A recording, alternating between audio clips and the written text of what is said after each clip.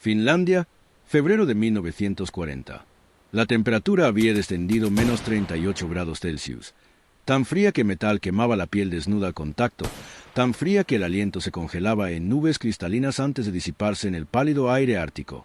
El cabo Simo-Aia se agazapaba en una depresión nevada a unos 600 metros de una posición avanzada soviética, con su fusil Mosin-Nagant apoyado en los antebrazos, la culata de madera oscurecida por el aceite, el paso del tiempo y el sudor de innumerables enfrentamientos previos.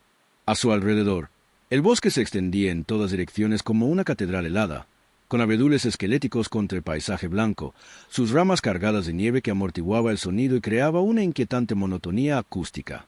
Esta era la guerra de invierno, el conflicto desesperado en el que el pequeño ejército finlandés luchó contra la enorme maquinaria militar soviética, una lucha de David contra Goliat, que se desarrollaba en un desierto helado donde la temperatura podía matar con la misma eficacia que las balas.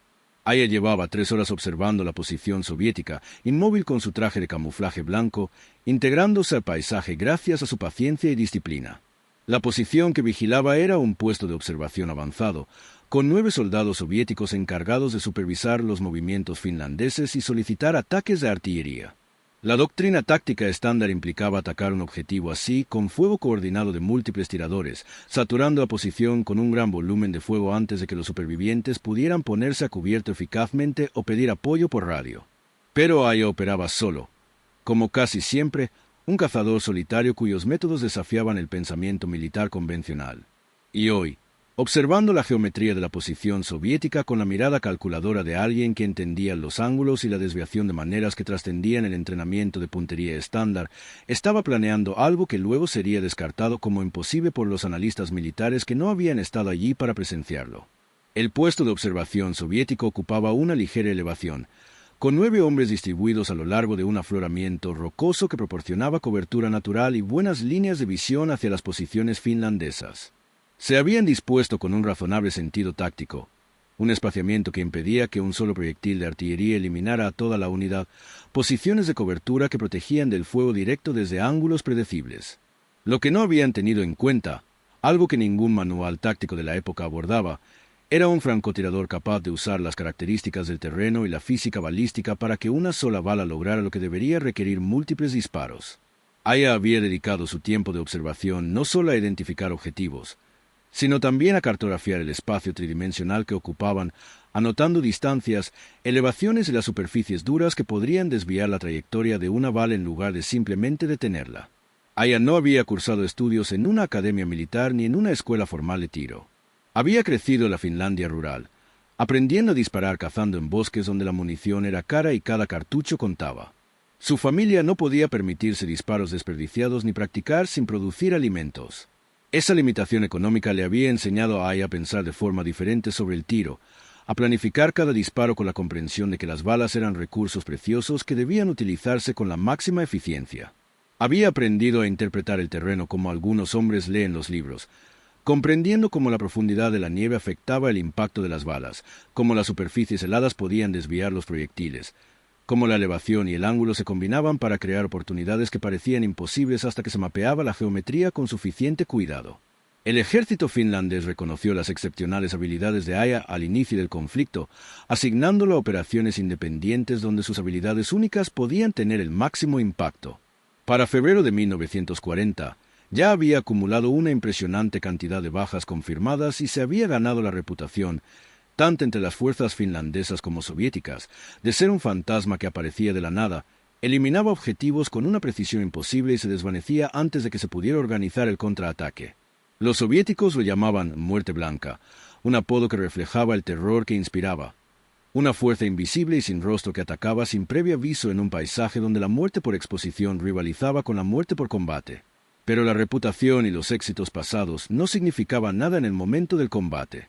Cada disparo era un problema aislado, un rompecabezas táctico que debía resolverse en condiciones donde un solo error significaba la muerte. La posición soviética que Aia observaba tenía campos de tiro despejados hacia su ubicación.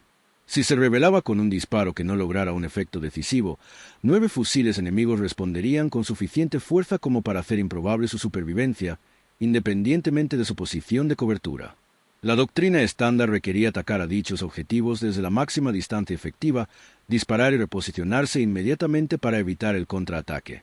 Pero Aya estaba considerando algo mucho más ambicioso, una secuencia de disparos que parecería una locura a cualquier tirador con entrenamiento convencional.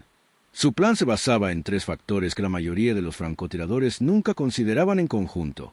Primero, el afloramiento rocoso que ocupaban los soviéticos tenía múltiples superficies de granito con ángulos que podían desviar las balas de forma predecible si se entendía la física implicada. Segundo, los 9 soldados soviéticos estaban posicionados en una disposición espacial que, gracias al ángulo y la elevación específicos de Aya, creaba oportunidades de alineación donde una sola bala podía impactar en múltiples objetivos y la geometría funcionaba a la perfección. Tercero, Aya poseía la capacidad computacional para visualizar estas trayectorias tridimensionales sin instrumentos ni cálculos, un conocimiento intuitivo de la balística que le permitía resolver en segundos lo que a otros les llevaría minutos con papel y matemáticas. El primer grupo objetivo consistía en 3 soldados soviéticos posicionados detrás de una gran roca de granito, con la cabeza y el torso visibles mientras observaban la línea de árboles en busca de amenazas. Formaban una línea irregular, separados por unos 2 metros cada uno, con sus posiciones ligeramente escalonadas por las irregularidades naturales del terreno. Un combate estándar requeriría 3 disparos separados, cada uno con el riesgo de alertar a los 6 soldados restantes antes de que todos los objetivos pudieran ser neutralizados. Pero Aya había identificado algo que los soviéticos no habían considerado. Justo detrás del soldado más a la derecha, en un ángulo de aproximadamente 40 grados, una superficie plana de granito captaba la luz oblicua de una manera que indicaba una dureza y suavidad excepcionales.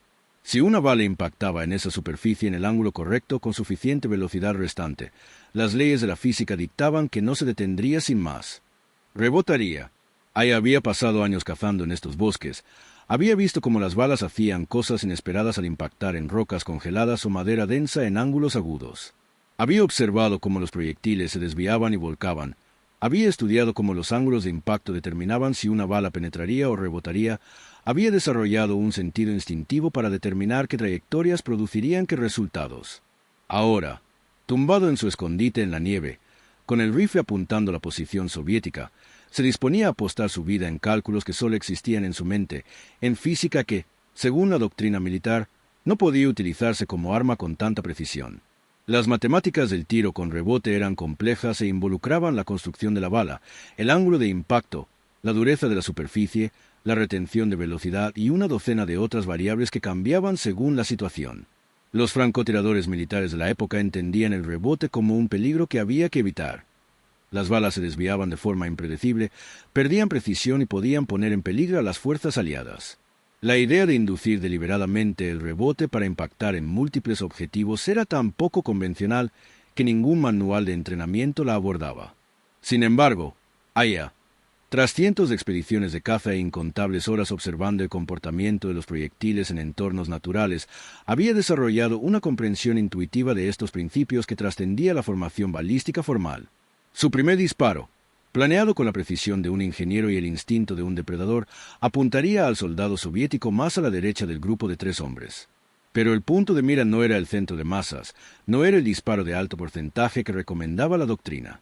En cambio, Aya apuntaría a la cabeza del soldado en un ángulo calculado para asegurar que, si fallaba o si la bala la atravesaba, impactaría en la superficie de granito posterior a aproximadamente 35 grados de la perpendicular.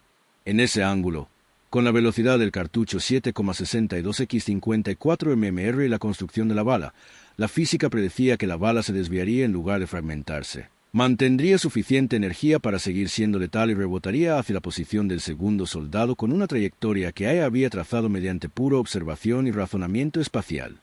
A las 12:47, con el débil sol invernal comenzando a descender en el horizonte, Aya disparó por primera vez. El disparo del Mosin Nagant resonó en el paisaje helado, nítido y definitivo. A 600 metros, la cabeza del soldado soviético situado más a la derecha se echó hacia atrás al impactar la bala justo encima de su ojo izquierdo, matándolo instantáneamente.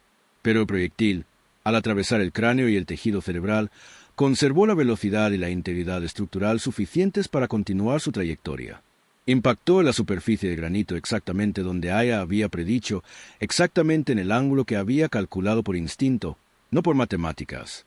La bala se desvió, ahora dando tumbos, pero aún con energía letal, e impactó al segundo soldado soviético en la parte superior del pecho mientras giraba hacia el sonido del primer impacto. El proyectil desviado no tenía la precisión de un disparo directo, pero a corta distancia, a menos de 3 metros del punto de rebote, no requería precisión. El segundo soldado cayó gravemente herido. Su grito de conmoción y dolor fue audible incluso a la distancia de Aya. Los 7 soldados soviéticos restantes reaccionaron con la respuesta entrenada de veteranos de guerra, poniéndose a cubierto y buscando la ubicación del tirador.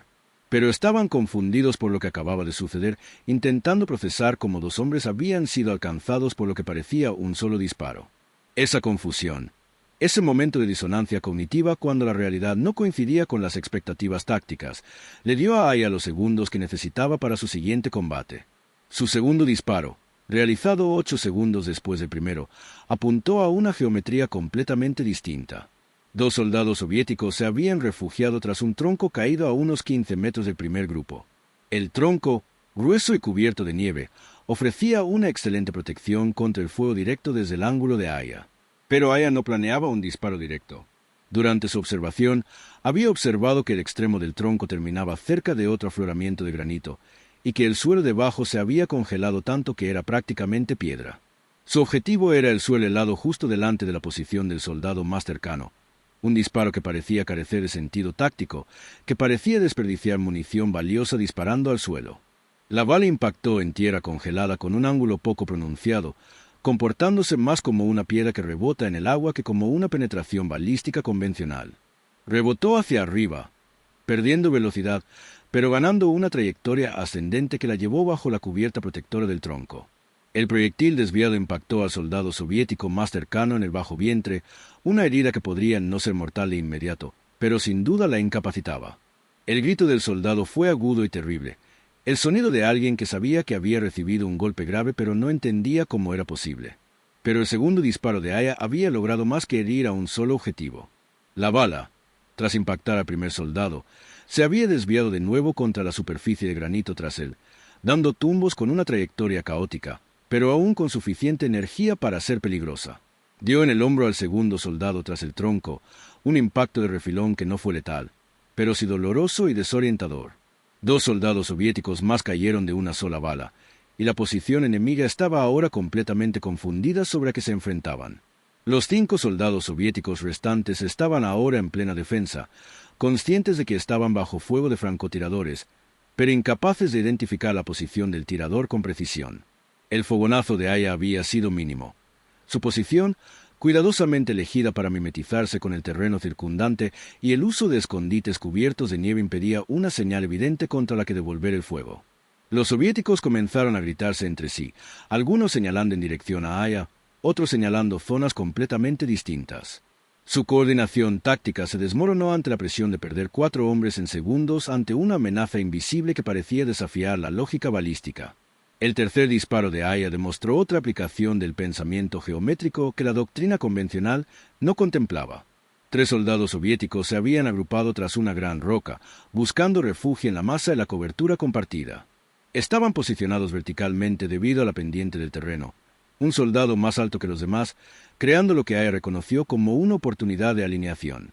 Si lograba impactar al soldado más alto de forma que la bala lo atravesara y continuara descendiendo en el ángulo correcto, la bala podría tener suficiente energía para impactar a uno o ambos soldados abajo. La ubicación del disparo debía ser perfecta. Si el disparo era demasiado alto, la bala fallaría por completo. Si era demasiado bajo, se detendría en el cuerpo del primer. Soldado sin suficiente penetración para continuar.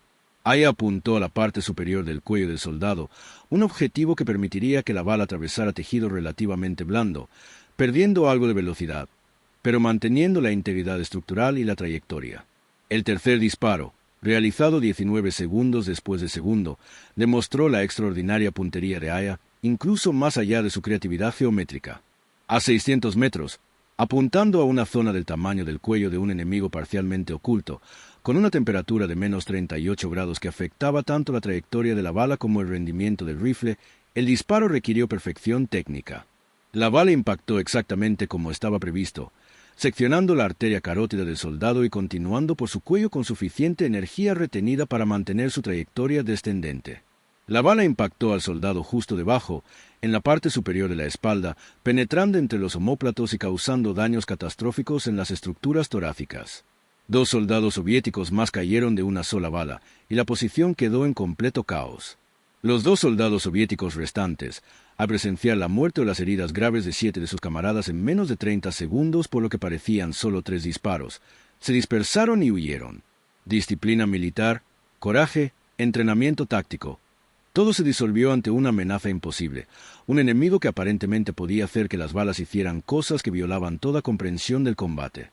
Abandonaron su posición y a sus camaradas heridos, corriendo en diferentes direcciones hacia lo que esperaban fuera seguridad, con la única idea de sobrevivir ante algo que no podían explicar ni contrarrestar. El cuarto y último disparo de Aya fue casi convencional en comparación. Uno de los soldados soviéticos que huían, corriendo por la nieve abierta hacia la arboleda, presentaba un blanco móvil directo a unos 550 metros. Pero Aya, observando a través de su mira, reconoció otra oportunidad geométrica. La trayectoria del soldado lo llevaría junto a un grupo de abedules, cuyos troncos formaban un estrecho pasillo. Si Aya calculaba su disparo para impactar al soldado justo cuando entraba en ese pasillo, y si la bala atravesaba el blanco con suficiente energía restante, podía continuar hasta el segundo soldado que huía, que corría en paralelo 20 metros detrás. El disparo requería adelantar al blanco en movimiento, compensar el tiempo de vuelo de la bala y calcular el momento preciso en que ambos soldados se alinearían en el corredor de abedules.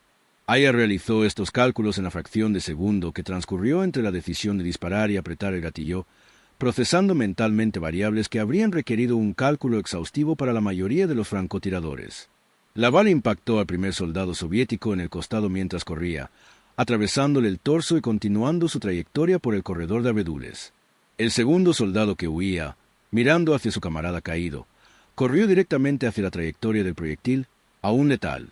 Lo impactó en el pecho, una herida no mortal al instante, pero sí ciertamente incapacitante. Ambos soldados cayeron, y el puesto de observación soviético, que minutos antes albergaba 9 hombres, quedó completamente destruido. 4 balas, 9 soldados soviéticos muertos o gravemente heridos. El combate había durado 34 segundos desde el primer disparo hasta el último, y Aya había logrado lo que los analistas militares luego declararían imposible, lo que los expertos en balística insistirían en que no se podía lograr con la tecnología y la munición de la época. Sin embargo, las pruebas seguían sin resolverse. 9 bajas soviéticas, 4 casquillos de bala en la piel de Aya y una disposición geométrica de los cuerpos que revelaba una historia de ángulos de rebote y alineación de trayectorias con una precisión casi sobrenatural. Aya no se quedó para verificar sus bajas ni para estudiar los resultados de su tiro geométrico. La doctrina y el instinto de supervivencia exigían una retirada inmediata tras el combate, antes de que las fuerzas enemigas pudieran organizar operaciones de contrafrancotiradores o solicitar la artillería. Se retiró de su posición con la experta eficiencia de quien ha sobrevivido a docenas de enfrentamientos similares, moviéndose por el bosque con movimientos que dejaban mínimas huellas, utilizando el terreno y la arboleda para romper cualquier línea de visión que los observadores soviéticos pudieran usar para rastrear su retirada. A los 5 minutos de su último disparo, se había reubicado a 200 metros de distancia, vigilando su antiguo escondite para asegurarse de que nadie lo hubiera seguido, listo para enfrentarse a cualquier persecución que se desarrollara. No hubo persecución. Las fuerzas soviéticas, al llegar al puesto de observación destruido 30 minutos después, se encontraron con una escena que desafiaba cualquier explicación fácil. La distribución de las bajas, los patrones aparentes de trayectoria, el hecho de que los supervivientes reportaran solo 3 o 4 disparos cuando 9 hombres habían caído, todo sugería algo más allá de las tácticas convencionales de francotirador.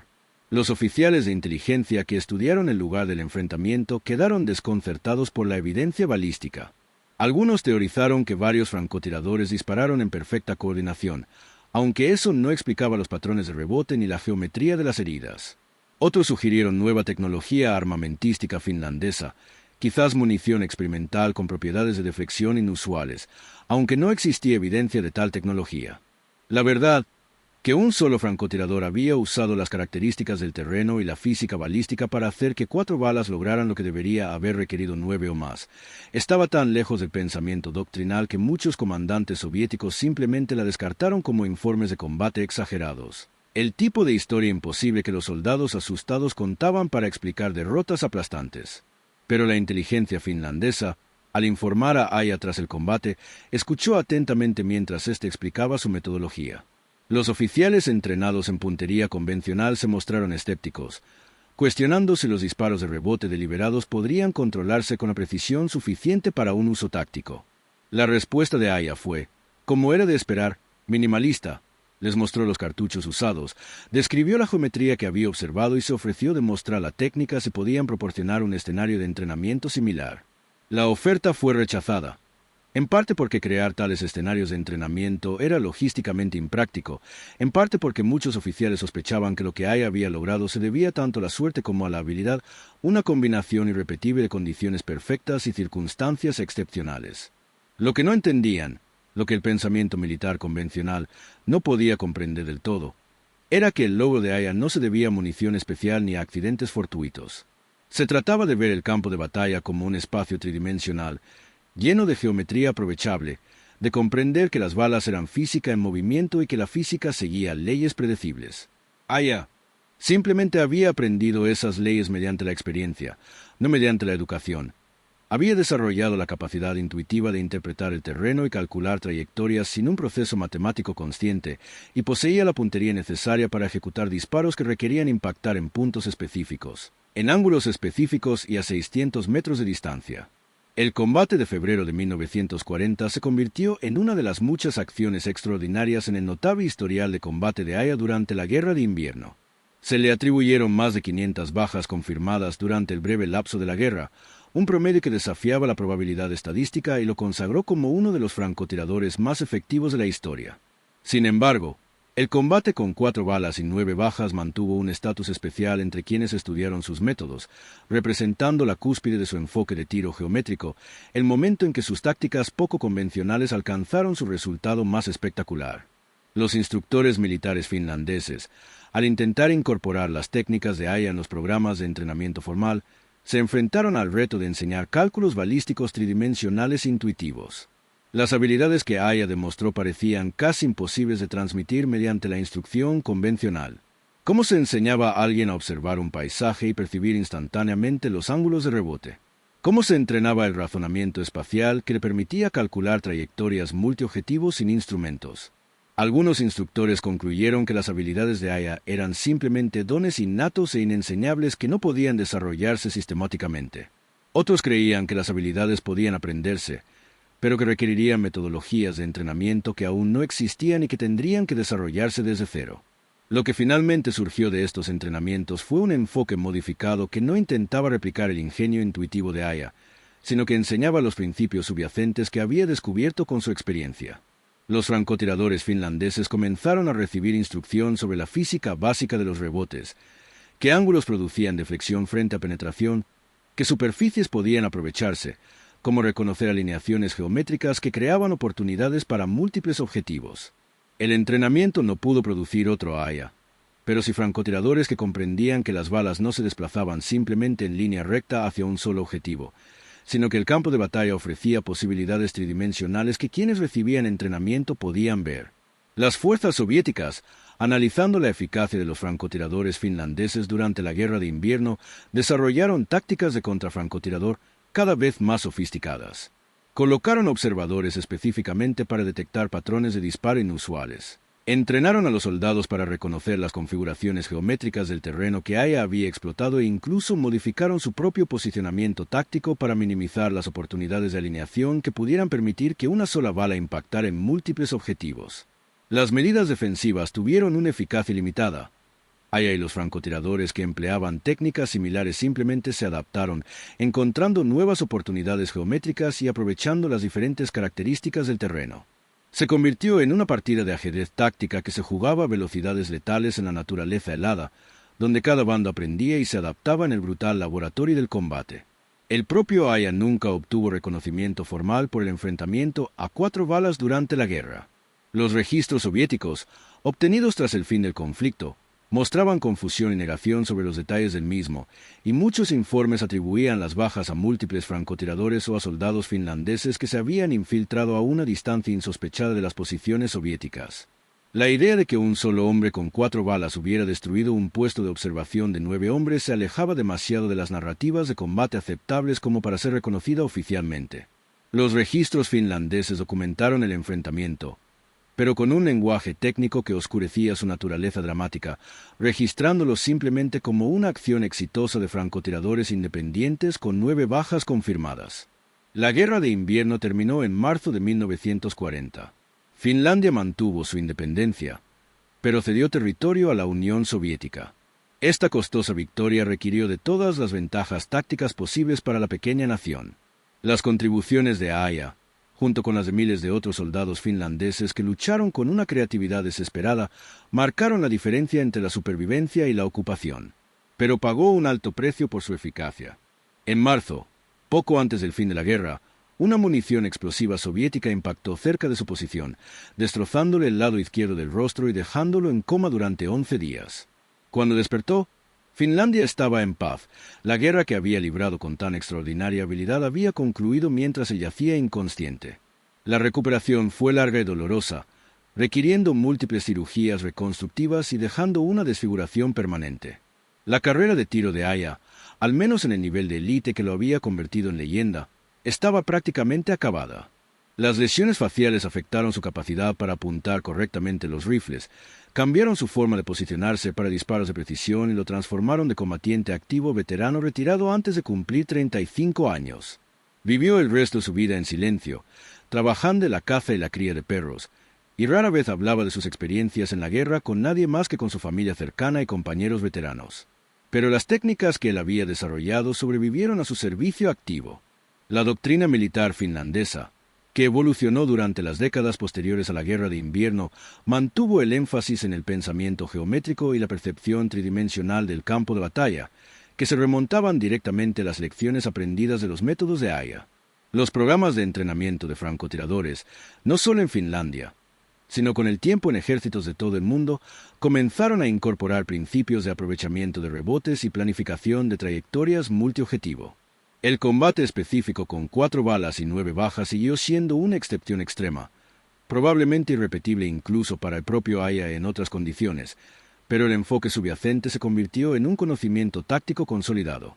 La ciencia balística moderna, mediante modelos informáticos y fotografía de alta velocidad, ha estudiado el tipo de disparos que Aija ejecutó en febrero de 1940. Los investigadores han confirmado que los rebotes que describió eran teóricamente posibles dadas las condiciones específicas que encontró. Las superficies de granito, la construcción de la bala de munición 7,62 por 54 mm R, los ángulos y las distancias involucradas. Simulaciones informáticas han replicado escenarios similares, demostrando que los disparos con rebote deliberado pueden controlarse dentro de ciertos parámetros. Pero las simulaciones también revelan cuán estrecho era el margen de éxito, cuántas variables debían alinearse perfectamente y cuán extraordinario fue el logro de Aija, incluso cuando comprendemos la física que lo hizo posible. Los francotiradores de operaciones especiales, que estudian enfrentamientos históricos para sus lecciones tácticas, a veces examinan el enfrentamiento de 4 balas de Aija como ejemplo de tiro de máxima eficiencia con recursos limitados. El caso ilustra principios que siguen vigentes incluso con la tecnología moderna. Comprender que la munición es un recurso finito, que a veces las situaciones tácticas requieren lograr el máximo efecto con el mínimo gasto, y que la creatividad y el pensamiento tridimensional pueden multiplicar la efectividad más allá de lo que sugiere la doctrina estándar. Este enfrentamiento se ha convertido en un caso de estudio, utilizado para impulsar a los estudiantes a ir más allá del pensamiento convencional sobre las posibilidades del tiro de precisión. El propio Aija, en las escasas entrevistas que concedió durante sus últimos años, minimizó el dramatismo del enfrentamiento de 4 balas. Cuando se le preguntó directamente al respecto, lo describió con naturalidad como una simple situación donde la geometría resultó favorable, donde la observación minuciosa antes de disparar había dado sus frutos durante el combate. Rechazó las caracterizaciones de la acción como milagrosa o imposible, insistiendo en que cualquiera que comprendiera física básica y se tomara el tiempo de estudiar el terreno podría haber hecho lo mismo. Esa modestia era típica de su personalidad, de una generación de soldados que consideraban sus acciones en tiempos de guerra un trabajo necesario en lugar de logros heroicos dignos de celebración. Pero quienes entendían de puntería, quienes habían estudiado balística e intentado replicar incluso versiones simplificadas de lo que Aija había logrado, reconocieron la extraordinaria naturaleza del combate.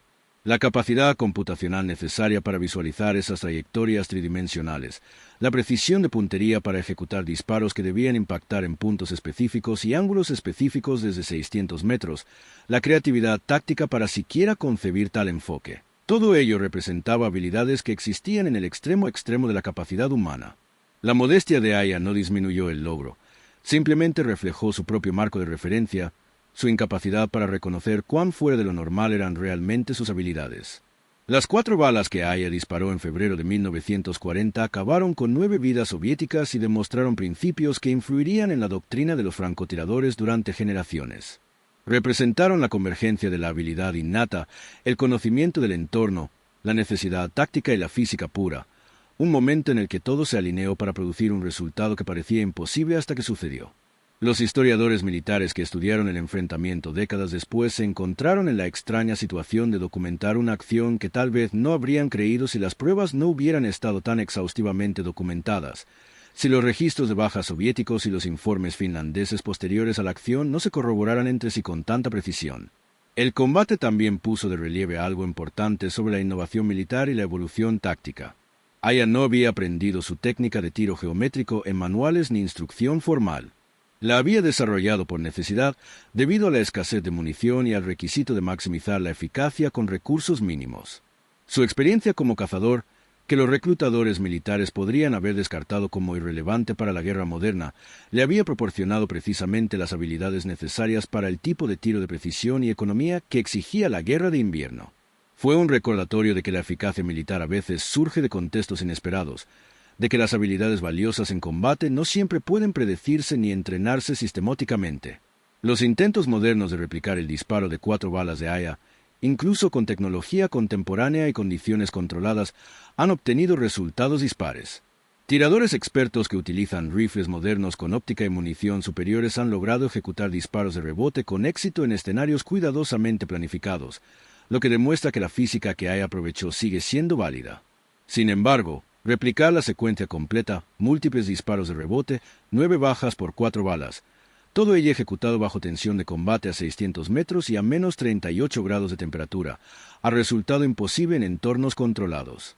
La conclusión entre los investigadores balísticos es que el logro de Aya requirió no solo habilidad de comprensión, sino también un elemento de perfecta sincronización de las condiciones, de variables que caían simultáneamente dentro de sus estrechos rangos de éxito. Eso no disminuye el logro. En todo caso, comprender la dificultad de los disparos y la cantidad de factores que debían coincidir correctamente hace que el éxito de Aya sea más impresionante, no menos. Había intentado algo que rozaba lo imposible, lo había ejecutado a la perfección en combate y había logrado resultados que, según la doctrina táctica, eran imposibles. Esa disposición a intentar lo aparentemente imposible, respaldada por la habilidad suficiente para ejecutarlo, definió la diferencia entre soldados competentes y legendarios. Los soldados soviéticos que murieron en ese combate de febrero permanecen en gran medida en el anonimato. Sus nombres figuran en las listas de bajas en lugar de individuos con historias documentadas. Esa asimetría es típica de la historia militar. Recordamos a los vencedores, a los innovadores, a los soldados que lograron cosas extraordinarias, mientras que sus oponentes se convierten en estadísticas. Pero esos 9 soldados soviéticos eran hijos, hermanos o padres de alguien, hombres reclutados para una guerra iniciada por el gobierno de Stalin, seres humanos atrapados en fuerzas históricas que escapaban a su control. Sus muertes, por muy tácticamente significativas desde una perspectiva finlandesa, representaron una tragedia desde una perspectiva humana. Las matemáticas de la guerra reducían las vidas individuales a cálculos tácticos, 9 bajas por 4 balas, métricas de eficiencia que ocultaban el coste humano involucrado.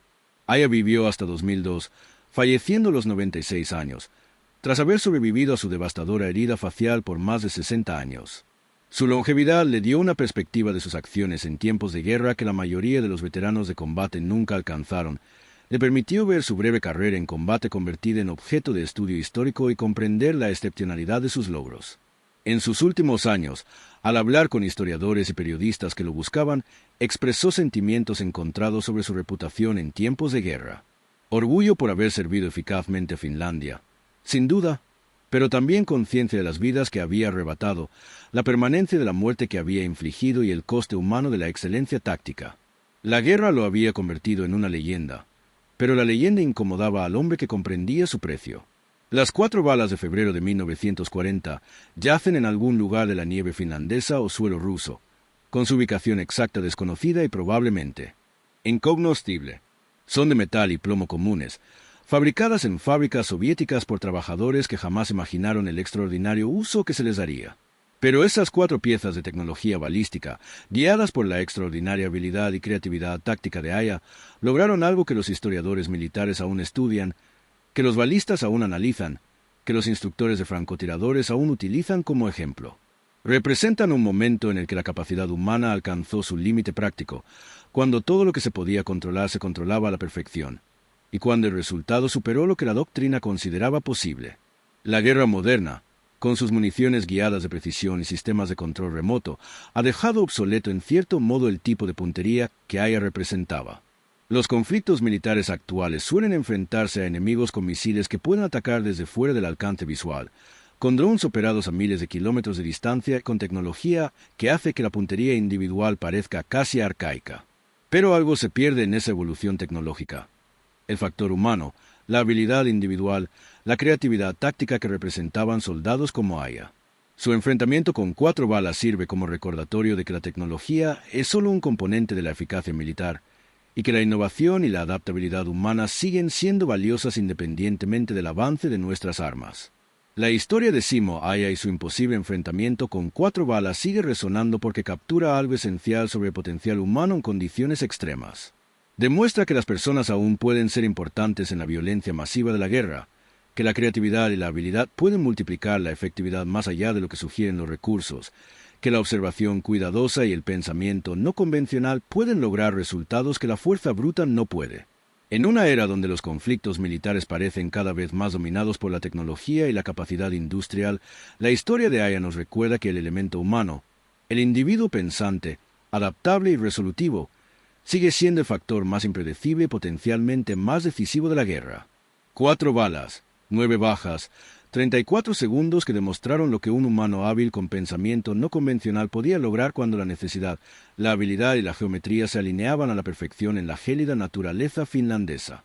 Ese logro, preservado en la historia militar y la doctrina táctica, garantiza que la contribución de Simo Aya se extienda mucho más allá de la guerra de invierno que lo hizo legendario, llegando a influir en cómo pensamos sobre la precisión, la eficiencia y la capacidad humana en las condiciones más extremas imaginables.